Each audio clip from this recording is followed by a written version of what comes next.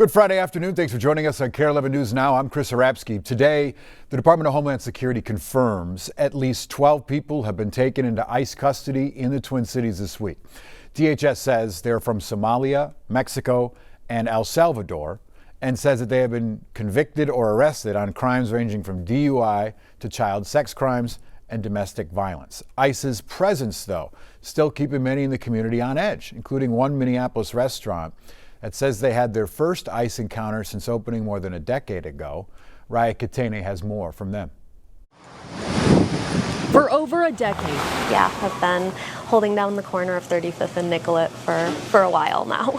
The team at this South Minneapolis restaurant has survived bitter cold days like this one. But never have they had ICE agents at their front door until this week. Yeah, definitely our first ICE encounter. Since the Trump administration deployed more federal agents to the Twin Cities, Ola Arepa owner Christina Nguyen says she believes ICE arbitrarily targeted her restaurant twice this week. I have no idea. Maybe because we have a Spanish name. This Ring camera footage shows what she says neighbors confirmed as ICE agents in unmarked cars in her parking lot on Tuesday while the business was closed. Then two agents made their way into the restaurant on Wednesday around dinner time. I had asked them if they had a judicial warrant, and they said we don't need one. I said, yes, you do. General Manager Naomi Rathke says she was going over ICE protocols with other employees to ensure they knew their rights when the agents walked in. She asked them to leave because they did not have a signed warrant, which she knew they're required to have inside a private business. They don't have power over me. They don't have power over us. So I'm not scared of them, honestly. Very brave, seriously brave to not crumble under that pressure. According to Christina, the agents said they're searching for a woman whose photo they had on their phone, but she says that woman does not work here. It wasn't anybody who works for us at all, but, possibly to them, everybody looks the same. I don't know. Employees then captured this video of the agents leaving and turning the wrong way on a one-way street. They were lucky because usually that street is incredibly busy, especially during rush hour. Christina says even though some of her employees are still shaken by what happened, people who are here completely lawfully are just afraid. She believes there's power in knowledge and hopes others take the time to understand their rights. We just all have to stay strong together and be in solidarity with each other. In Minneapolis, Raya Katene, KARE 11 News. This afternoon, we have more details about the suspect accused of planting pipe bombs in Washington, D.C. before the January 6th attack. Sources briefed on the matter now say that he believed the 2020 election was stolen. The latest report says that's what Brian Cole Jr. told the FBI during interviews. Could be a first indication of a possible motive why he did this. The FBI says they believe Cole collected bomb-making supplies for months before leaving the explosives outside of the Republican and Democratic National Committee headquarters. He is appearing in court today. An apartment fire in Burnsville, hospitalizing a well-known musician and his wife in the early hours this morning. We spoke with a man who lives right below the unit that caught on fire. He tells us the two residents taken to the hospital are Alexander O'Neill and his wife Cynthia, who have ties to Prince.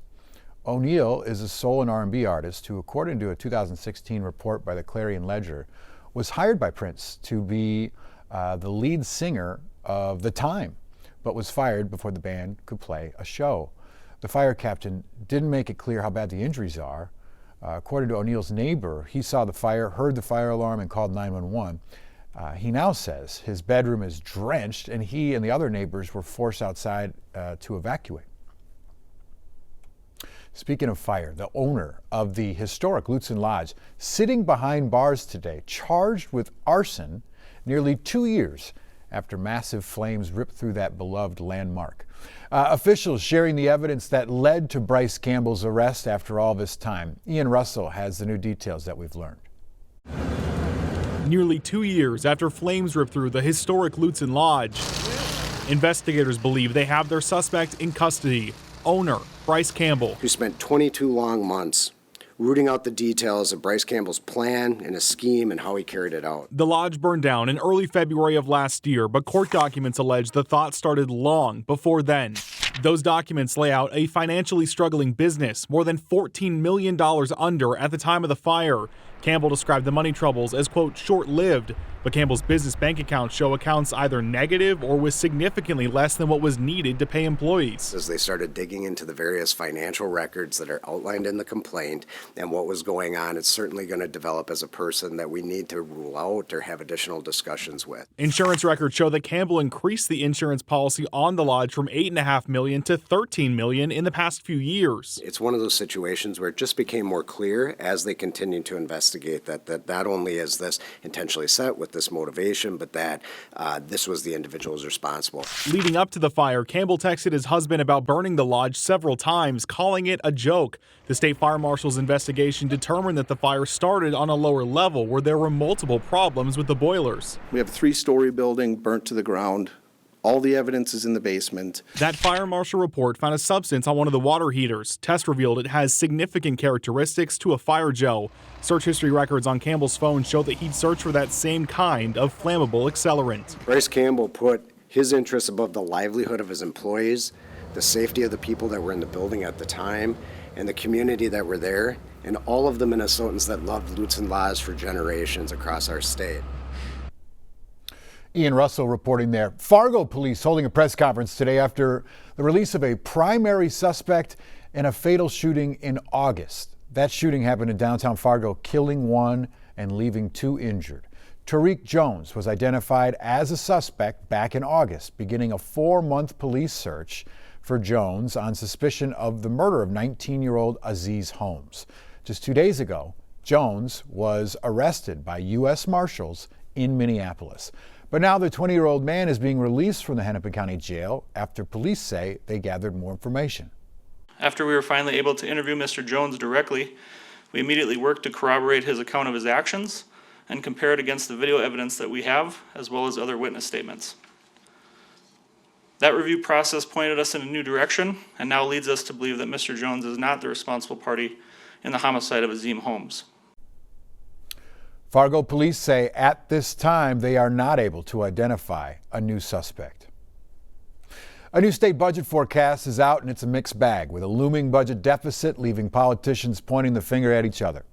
For now, the state is in pretty good shape with a healthy surplus, but in the next budget cycle of 28-29, there are signs of serious trouble.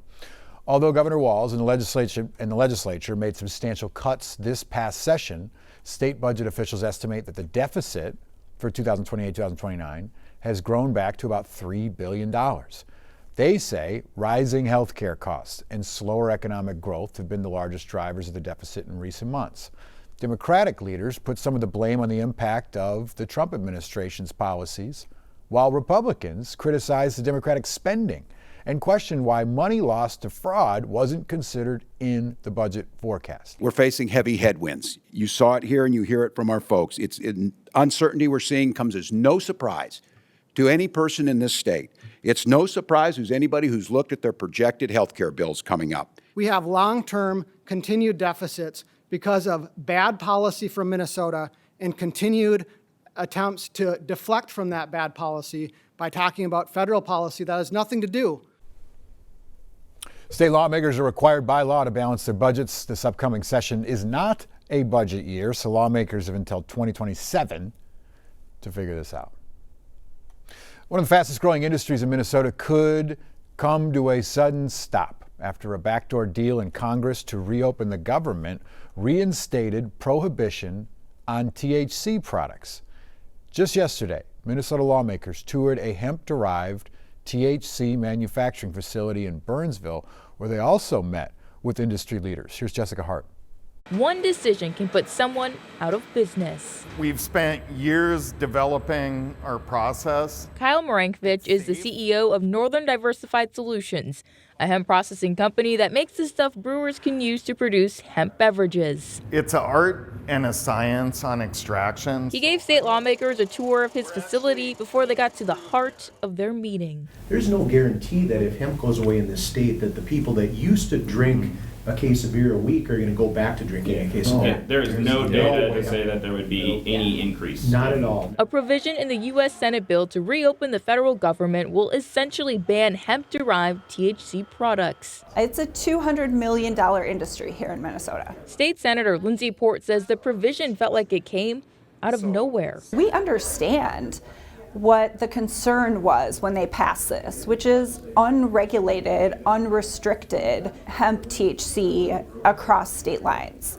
We don't want that either. We want a well-regulated, safe industry that consumers can trust. For a lot of people, this is a sizable portion of their business. Bob Galligan with Minnesota Craft Brewers Guild says new regulations would cap THC products at 0.4 milligrams per serving. No one would buy these products, so none of us are going to continue producing them. He says most Minnesota products are 5 milligrams per serving. 0.4 milligrams is pretty much imperceptible. Even though the changes don't go into effect until next November, the people in this room say those in the hemp industry don't have until then to find a solution. So really we have kind of until the spring, hopefully for Congress to fix this. Spring is when growers will plant their crops, so a decision will have to be made soon.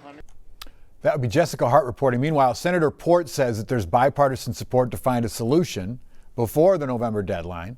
Republican Congressman Tom Emmer also working to temper people's fears, saying in part that there will be a fix that allows people to continue doing what they do in the hemp industry and with the hemp industry, end quote. New today, a panel of vaccine advisors voting to end years-long recommendation to vaccine newborns against hepatitis B. The advisors are now placing that decision of when or if to vaccinate children into the hands of parents. For babies that will not be vaccinated at birth, the panel recommends waiting until the infants are at least 2 months old. The group of advisors was picked by Secretary of Health Robert F. Kennedy Jr., who has been a longtime critic of vaccines. This afternoon, Netflix reaching a huge deal to buy Warner Brothers Discovery and its streaming assets, including HBO and HBO Max. Now, according to the deal, Netflix acquired the company for $72 billion and took over Warner Brothers' net debt valued at $10.7 billion. Warner Brothers Discovery, who is also a parent company to CNN, is splitting into two different companies. Netflix now will take the Warner section, while the other half of the company will keep CNN and other cable channels. The acquisition is expected to close in the third quarter of 2026. Stick with us, we got more news and weather coming up after the break.